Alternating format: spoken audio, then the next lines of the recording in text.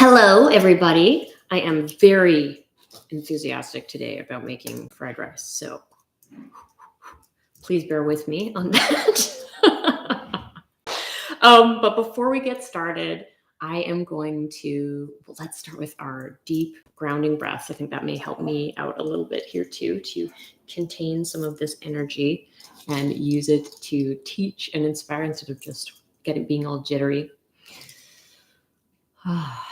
Okay, so let's do Nadi Shodhana again. This is the alternate nostril breathing. So we're going to start with our hands like this. The excitement like this. We're going to bring it up to our face and we're going to block our left nostril. And we're going to just exhale everything out. And then we're going to inhale as slowly and calmly as possible, not forcing anything at all. If you feel any sort of like or panicky, we do not want to enforce that. Let's just go slow and calm, not hitching, just nice and smooth to the best of your ability.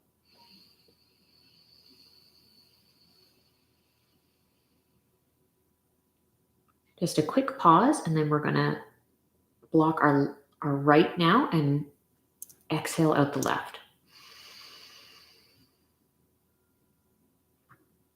Pause at the bottom and inhale again from the left.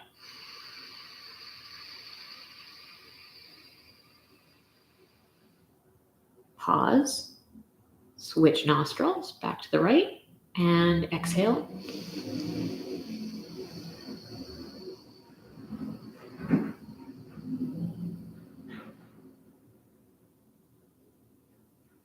Inhale when you're ready.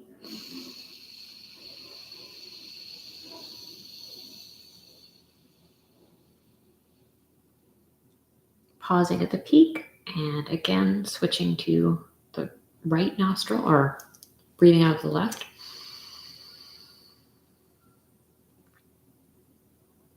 Inhale.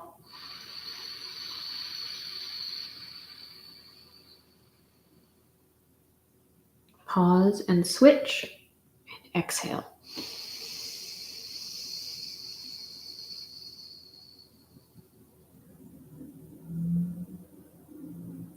Inhale.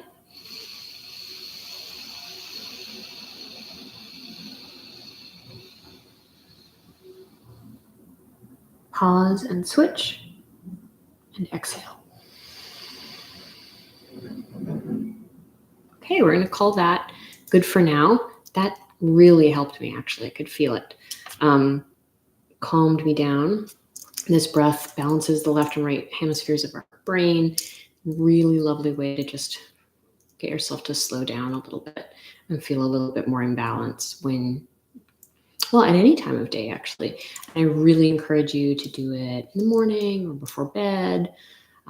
Just give it a little bit more time if you have more time, but truly just a minute with it like we just did is wonderful. Okay, so I feel much more centered. I hope you do too. And I'd like to just set an intention for our time together today. And for me, it's really going to be about being just here, showing you how to make this fabulous dish.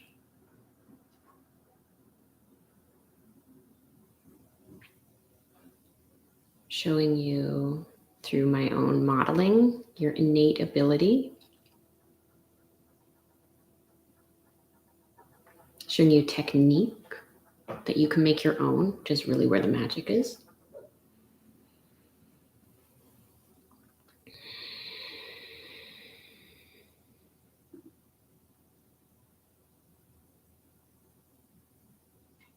Okay, so let's begin. Fried rice. Let's talk about it quickly. We absolutely want to have leftover day-old rice if we possibly can. This is one of those things where the dish is a make use of old stuff dish, and it just happens to be so popular. We really, really like it. And so you absolutely can make fresh rice for this if you're just like, I really want fresh rice. I don't have that. Of course you will do that. It just actually won't be quite as successful because it's really nice to have the day old rice that the grains sort of fall apart more easily. There isn't all this excess starchiness that sort of gums it up. It's much nicer to have older rice. And so it's wonderful to have your own rice, or I so often, and this is really a classic use, is your leftover takeout rice that you have a few of, because everything comes with rice. This is such a wonderful use for it. And I'm using brown rice today. You can use white or brown, and any kind of rice will do. All will be wonderful. I am just giving this a little stir to fluff it up, because as you can see, it had sort of become just like a puck, which is of course what happens with rice when left. So I'm giving it a stir so that we can enjoy individual strip pieces of rice. This is the technique. And then the other technique is just cutting things up small. And I'll show you kind of how to stir fry things, we're sauteing, because I don't have a wok. I'm using the good old cast iron as usual. And so we are going to get some oil in there, and we're going to cut up all of our lovely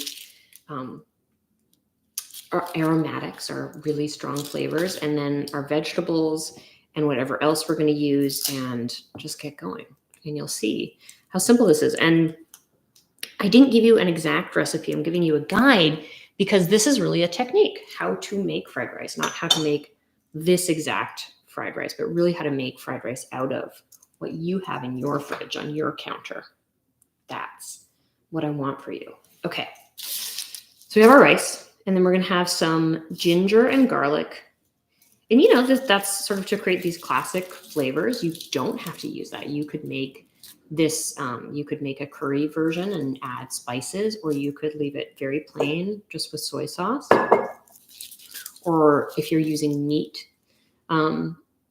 as a base for it, like bacon or Chinese sausage, little bits of crumbled, strongly flavored meat as the base, that will just get into everything, and that will create so much flavor. But we're starting with these classics today. So we're going to do some garlic and some ginger.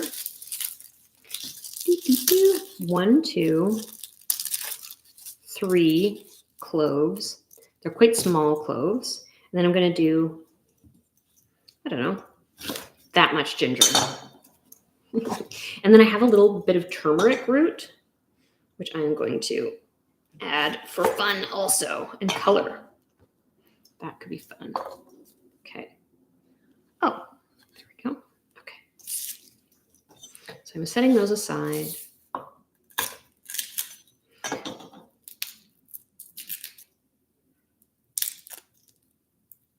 One, 2,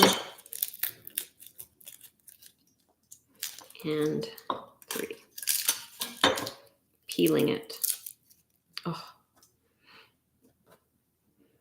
such great smells happening.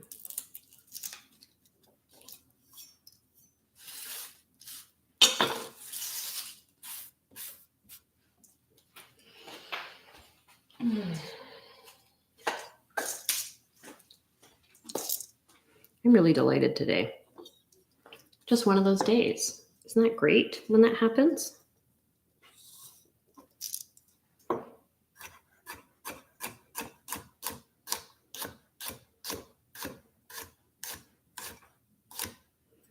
One of those days where I'm just aware how great my life is. And I think our lives really are great. So much of the time we don't even realize it. It's not to say that difficult things don't happen, or that even when we're in the middle of something really difficult,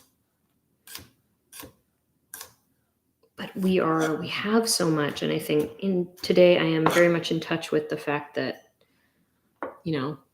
kid me would be so jealous, would be so proud of me. The kid version of me would be like, what? You got to teach people cooking for your job? Are you serious? How cool is that?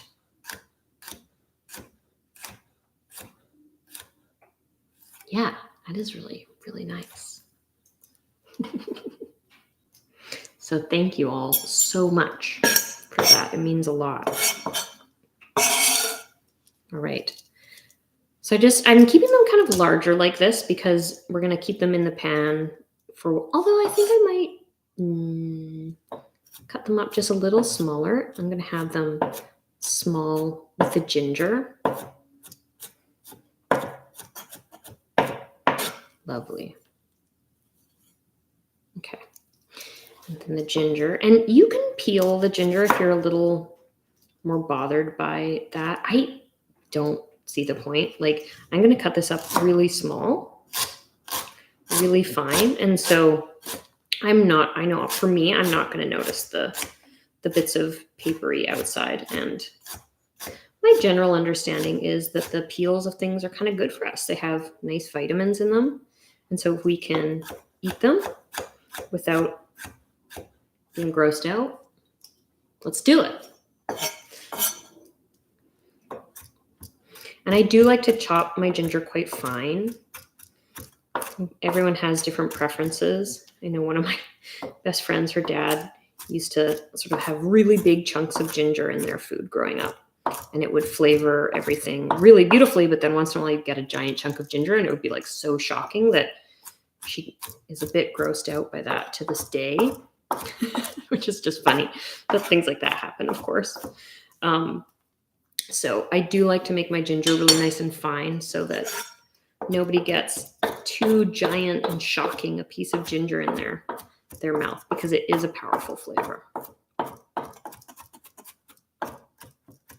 Woohoo! Look at that. We've got a little light rainbow happening. We've got white, and then yellow, and then we're going to have orange. Wow.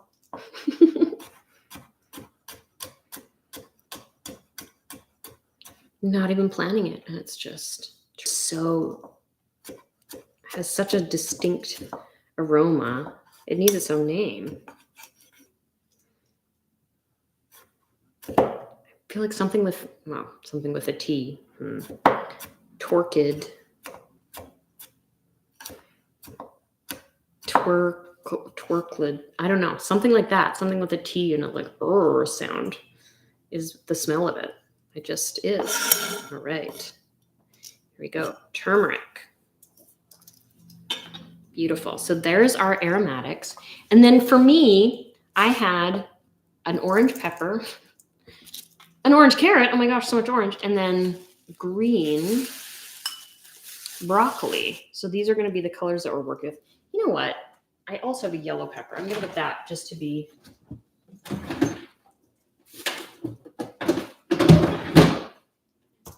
more all-inclusive with our situation here. All the colors, or more of the colors. Get these darn stickers off. Oh my goodness. Okay, there we are. Nope. Here we are.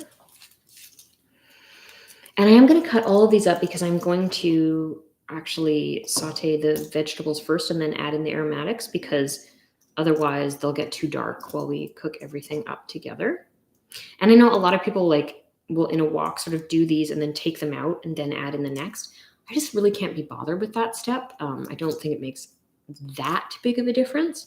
I'll show you how we do it. This is sort of my way. Okay. Yellow pepper. You can do the whole thing. Once again, just a fabulous aroma blasting into my nose. My nose, which is primed to take in such magnificence because of the breathing that we did. That's the other reason it's actually really special. I mean, you're never going to hear me say a word against breathing. Breathing and breath work are life-supporting techniques. But specifically, in this context, it's really wonderful to bring our awareness to our breath, especially as it's coming in and out of our nose, because that will just bring more attention and awareness to our nose as we are doing this work. And then so we're taking lovely deep breaths, which are calming and soothing our nervous system. And then we're taking in more of this beautiful aroma. This beautiful aroma that is like the breath that is just a gift, really, for us who are having this experience, just for us making this food. Nobody else gets to have this exact experience but us.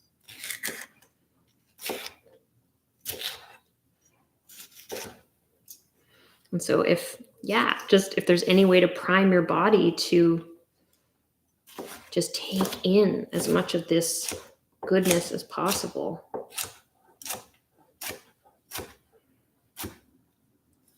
I highly encourage you to do it.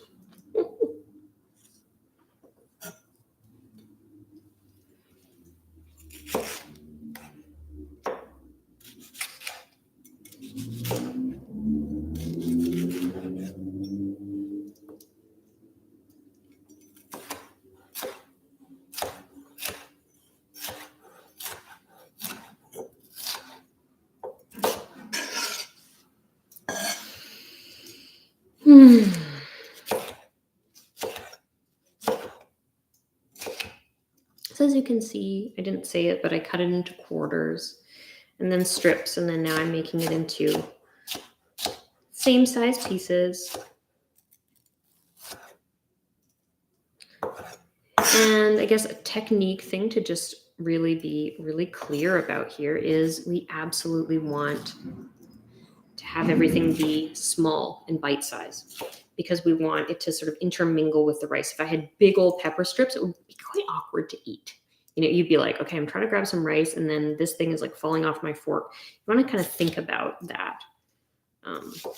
Like it's one thing to have strips when you're maybe doing like a chicken stir fry, where you have like pieces of strips of chicken and like strips of pepper and strips of carrot, all of that, and they're all sort of larger. That can really work. But with something like this, with the grains of the rice, it's awkward for things to be larger. So I highly recommend making them small like this.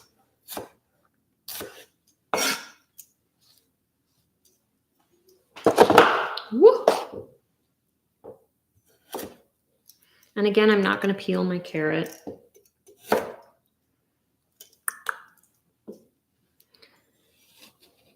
Woo! Slippery. Whoa. So I'm going to just be a little careful as I split this down the middle. Learning from our mistakes. And now it's very solid on there because it's not round. So I'm going to cut it again. And then from there, I'm going to cut it like so. To little quarter moons or something. Quarters, really.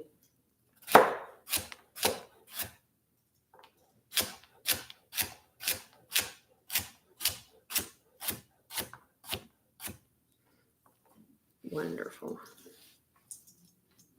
Okay. And now, as you can see, we're getting a little crowded on here. That's okay. That is okay.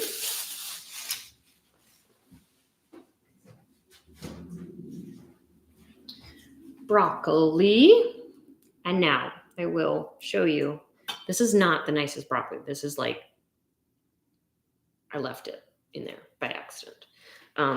So what we're going to do is cut off a bunch of the yucky parts and use what we have. So this one looks okay, but there's some slight ick on the within. Yep. Let me get rid of those bits. Okay, that looks okay. And then this one. Okay, got a yucky piece. But you know what? It's like, it's sort of gross when you're doing it, but I feel great about this process, about going through, obviously it's ideal for us to be really organized and eat everything as fresh as possible. It's going to be it's so nice when we can do that. Don't get me wrong. That is always kind of the goal. But let's be realistic. Like life is life, and we forget things, and sometimes someone wants to go out to eat or someone wants something else and you end up not finishing something up or just completely forgetting. In my case, that's usually the case. Like, oh, I forgot I even bought broccoli. And not finishing it. And that's okay. And so when we find, oh my gosh, I didn't realize this was still in here, and we know that we can still use it, that we have this ability to not be, too squeamish and use the best parts, then, we haven't wasted it. We don't need to beat ourselves up for this reality. We simply get in there with our knife and find the best and reap the rewards of that. Because we don't intend to waste. I don't think there's nobody that I know that intends to waste. We don't want to. It is counter to our being, our biological wiring. I believe everybody, respects and loves the earth and all that it gives to us, and we do not want to be wasteful with that wonderful bounty. It's just something that sometimes happens accidentally, and so this is a way we can take a little bit of that back. All right, I'm going to get this in the compost.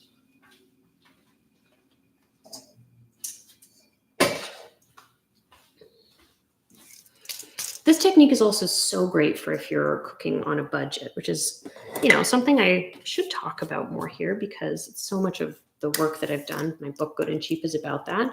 But the ability to sort of learn a technique and use what you have around, use something up rather than throwing it out and getting something new, is so supportive of those goals of budgeting. Like, it's huge. It will make a massive difference. It may not feel like it initially, but over time, you notice that with the ability to kind of use up what you have around, to use everything, and to know that you can make something up out of the things that you have around, you will do it.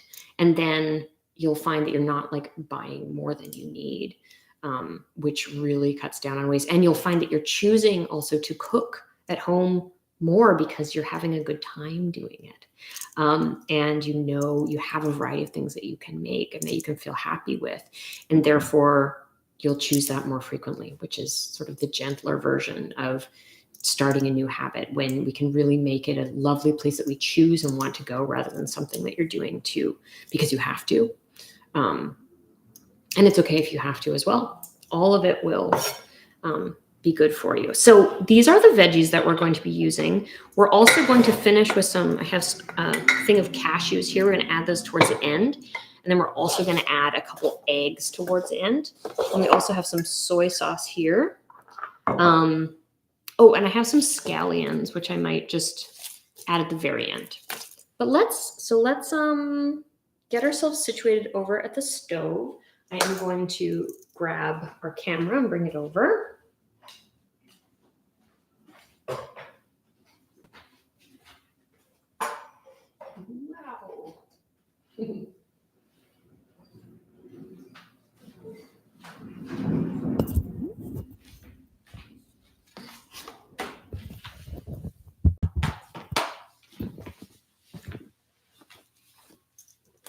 Okay, we're over here at the stove now.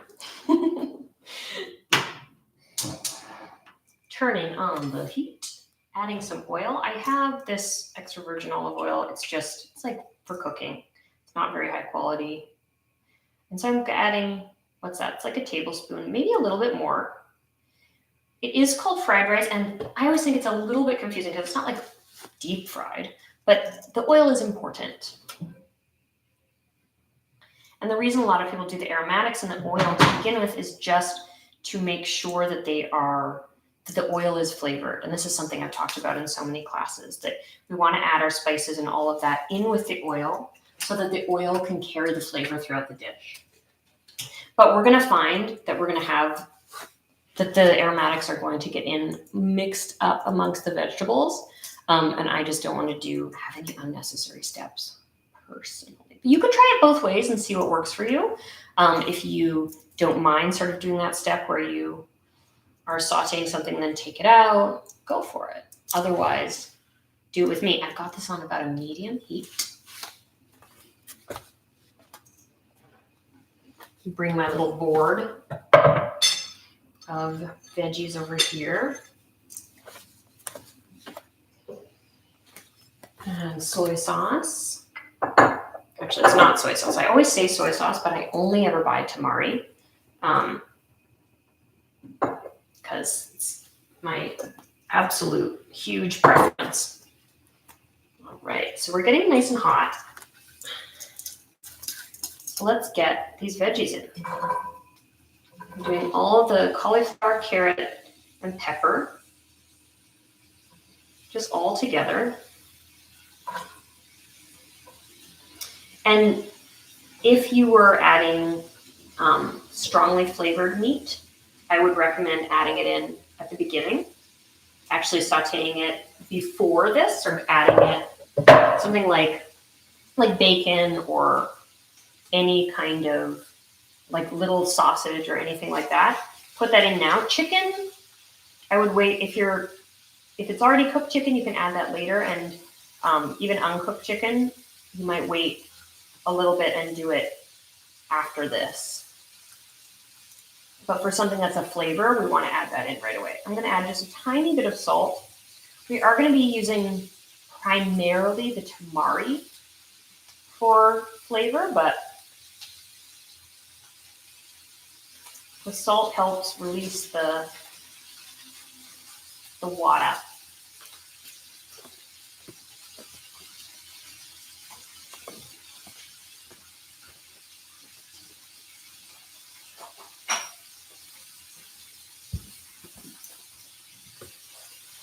And I'm going to turn the heat up.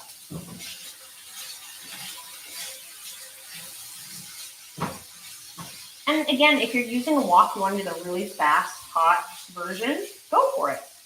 I don't have a wok. I really love and respect that style of cooking, but it's not something that I have available to me. So I do this on a medium-high heat. I'm also going to add some chili pepper at some point. There's so many ways you can add spice. You can, of course, add fresh peppers, like fresh chilies. You can add chili powder. You can add hot sauce. You could add some sort of chili paste. My fridge is full of all this type of thing. There's so many different things that you could do. I have this really lovely yuzu paste that's yuzu and chili. That would be amazing in here.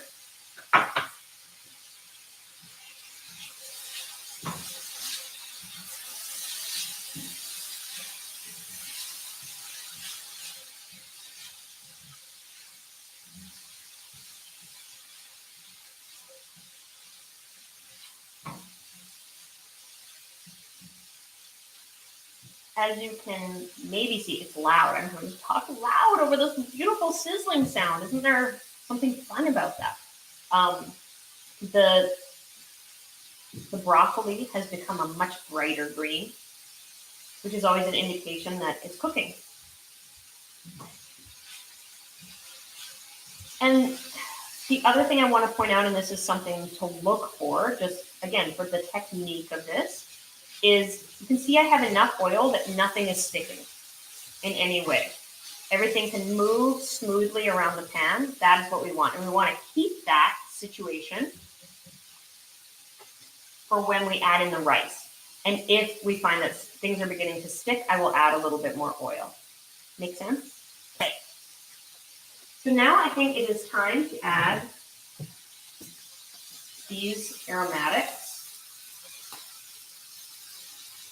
Our ginger, our garlic, and our turmeric. And here's where also you could add all kinds of spices, curry powders, cumin seeds, all kinds of lovely stuff. Oh my gosh. The aroma is magnificent.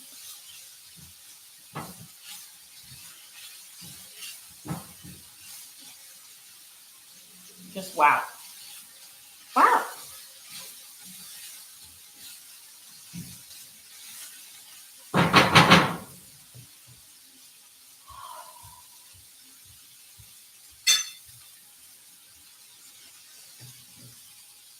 smells so good.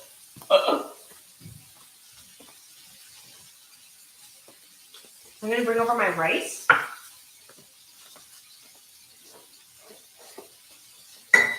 My eggs and my cashews. You know, actually, just thinking about it, I think it would be really fun to put the cashews in now and get some of the oil, get them like really mixed in and kind of a little toasted actually.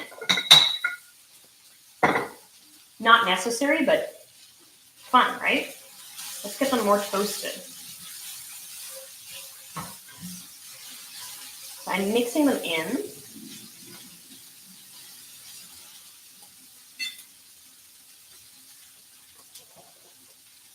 I am losing my mind with how good it smells right now.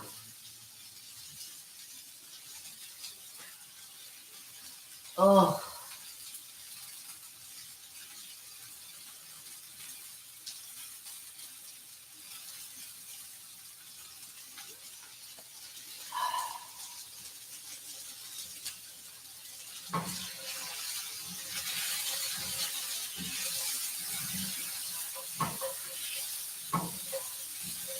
Look at how bright the colors are. This rainbow. Oh my gosh. This is looking great. We're getting a little bit of color, meaning like darkness on some of the edges, and that's great in my opinion. But I am noticing some of the very fine bits of ginger are starting to get too dark. So that means let's add the rice. It's sort of done. We don't want anything to get blackened. Kind of a rule of thumb, except, I mean, there's some dishes where you're actually trying to blacken them. It's more of a grilling situation though.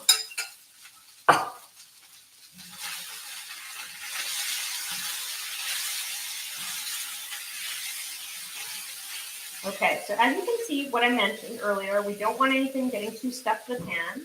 I'm going to add a little more oil.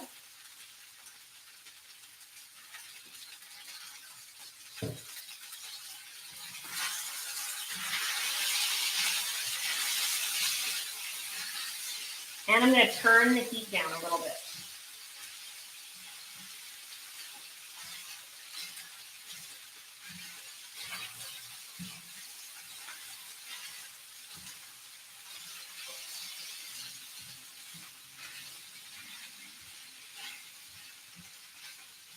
Okay, we're just going to leave that for a bit.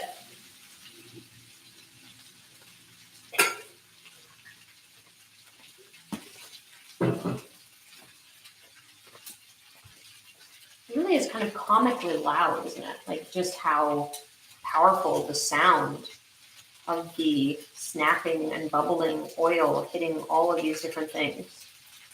Like cooking is, like something is happening. This is the thing when we can be in our embodied state and be really present. It's like, I can't help it. I really I just feel in awe of this process. Like we're doing some things that are producing this incredible sound, this incredible aroma, this incredible transformational experience that's just happening right here in front of us. Like I am smelling the nuttiness of the rice itself, the brown rice, and of the cashews and the ginger and the garlic and all of this. And it's creating this beautiful little dance. I mean, it's really quite beautiful. And you know what, if it's not so magnificent, so beautiful, so transcendent like it can be for me, that's okay too. It really is. I won't pretend that I feel this way every single day, every single time I cook, but it's something that if we allow it to be, we really drop in and do it, we can produce this experience for ourselves. And that's what I'm trying to show you. It's not a false experience. We don't have to pretend. I'm not pretending to be enthusiastic about this. I am feeling genuine enthusiasm about this as I do it, produced by the experience of noticing, grounding into our senses and breathing. So now I'm going to crack these 2 eggs in this dish.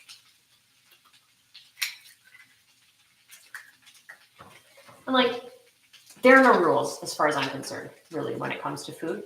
And so, yeah, rebel.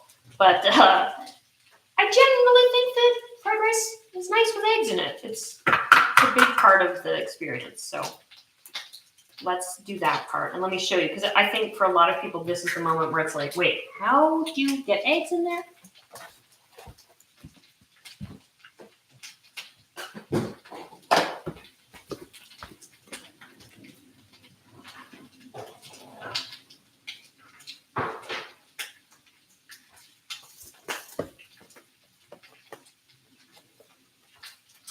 I had a fork somewhere to, well, say la vie. Okay, so I have my 2 eggs in here, and I'm just going to beat them. And this is, again, a situation where if you want to sort of have everything be different, you can also cook the eggs ahead of time, set them aside, and add them in. But again, I like to have this be all one thing, where it just goes in, and I don't think it matters all that much. So I'm going to create a little space, and as you can see, it's sticking to the bottom a little bit. That's okay at this point, as far as I'm concerned. And now I'm going to turn it down, and we're going to add our eggs in. That's it. That's what we're going to do. And we're going to kind of let it cook on the bottom a little bit here, like you would for like a little scramble. Basically going to just scramble the eggs over here. And if the food is getting a little bit mixed in, the rest of it, the vegetables, the rice are sort of joining the party. I am totally unbothered personally, but I am going to just keep moving this around. As hopefully you can see on camera, we're basically taking this corner of the pan and we're scrambling.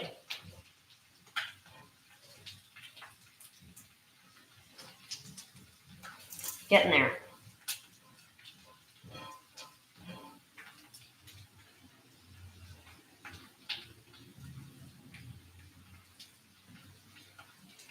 Got some broccoli in the mix, got some pepper in the mix, got some carrot in the mix.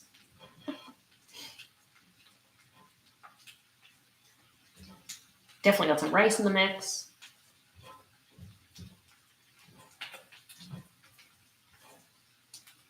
Okay, we're getting close. Just waiting for the whites to harden up a little bit more. Okay. So for me, this is good. And now I'm going to mix it in with everything, because I know it's going to continue to cook a little bit. So if it's a little undercooked, that's actually, to my view, a good thing. Whew. Wonderful, wonderful experience. Just laughing at myself today. I'm really jazzed.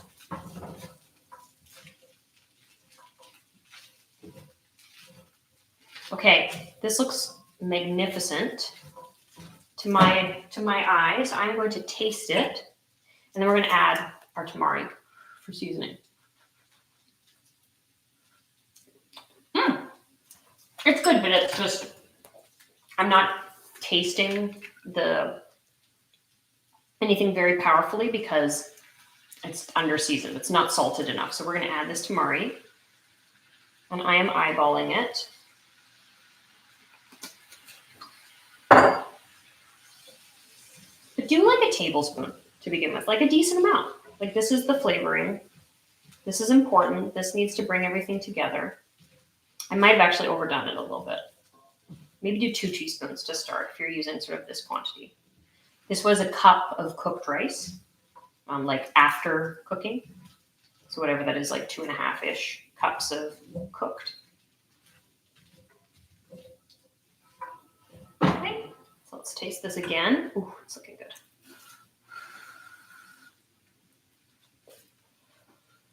Really hot, but fabulous. So let's turn the heat off.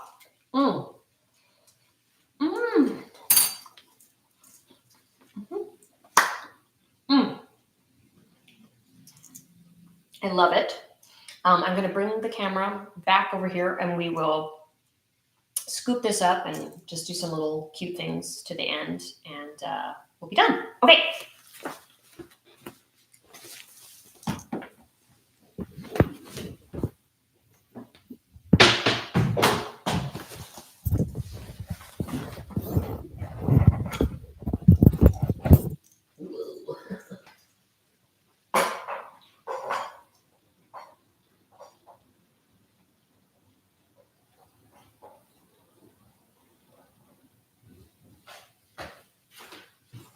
Whoa. This is suddenly so crooked. My apologies, everybody. Seamlessly done, right? Okay. I'm having way too much fun today.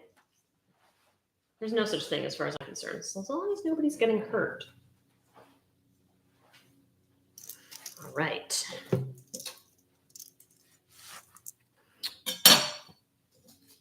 I'm gonna grab 2 scallions because I'm just gonna do a bowl for myself.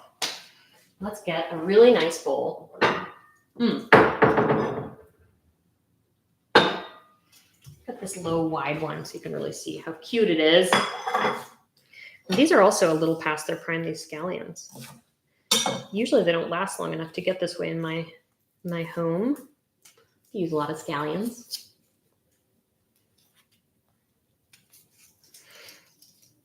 Or green onions, whatever you like to call them.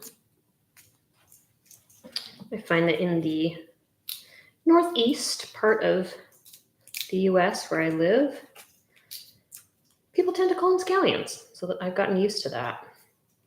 But where I grew up, everyone called them green onions.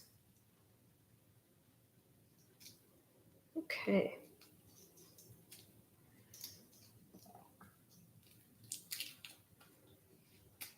Just getting the papery, dried out outer layers out of here for maximum goodness.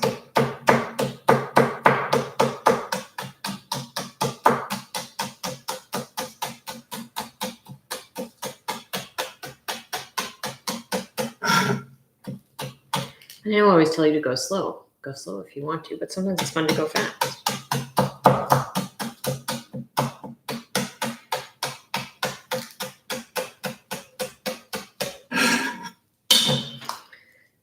Lovely, lovely. Okay, let's do this. I'm gonna get something to scoop with.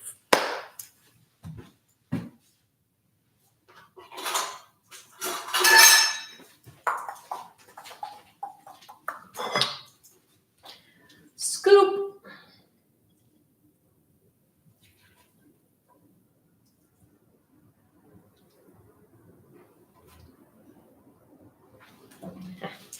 So I ended up slightly over moistening it at the end with, I just went too heavy on the tamari. So it's looking a little gummier than is probably ideal.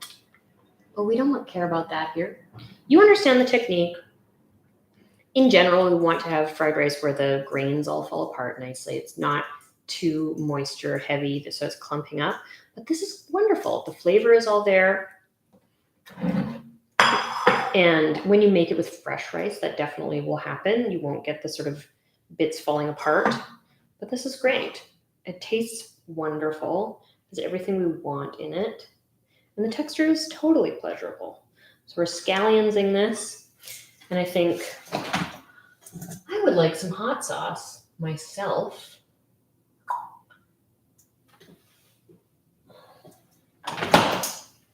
And do a little bit of this lovely yuzu hot sauce, just a little bit. And then I'm all set. I mean, this is, to me, perfect. I made a lot of suggestions in the written sort of version underneath the video about other things that you could add in. As you could see the vegetables that I was doing, but I hope that this gives you sort of the tools to use what you have, to understand the technique, the simplicity of it, and just enjoy it. Now, go do your own thing. Oh, hello. It's a delivery or something for my neighbor.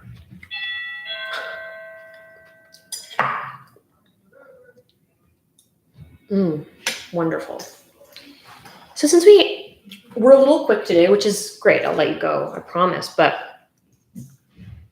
I want to just talk to you about kind of this moment, the eating moment, gratitude, the appreciation for like how we can kind of make this moment of eating special. I think we all are aware, like that's the part culturally we're like, get to the part where you eat, you're eating, like that's pleasure, that's what we want, right? And it's a wonderful part of it. And in these classes, I'm trying to show you that there's actually pleasure the whole way through. It's all about how we look at it, which pleasures we value, and sort of trying to create more of a balance between this, I think, the eating and the taste as sort of the top value of pleasure, like the only thing that matters, versus putting it in the mix as one of the many pleasures that are sort of equally important, so that when that one maybe falls down, which will happen, we still have these to lean on, right? I hope that makes sense. But another really beautiful thing about food which we can appreciate no matter what, no matter how it turned out, is that when we look at a plate of food, this really represents our connection with, and I know this sounds maybe a little bit horny for some of you, but I feel this with my entire being, that when we look at a plate of food, we can see the whole earth, sort of our connection to everything and everyone within this. You can really take it literally and look at a plate of food and see, the rice, like where did it come from? Who grew it?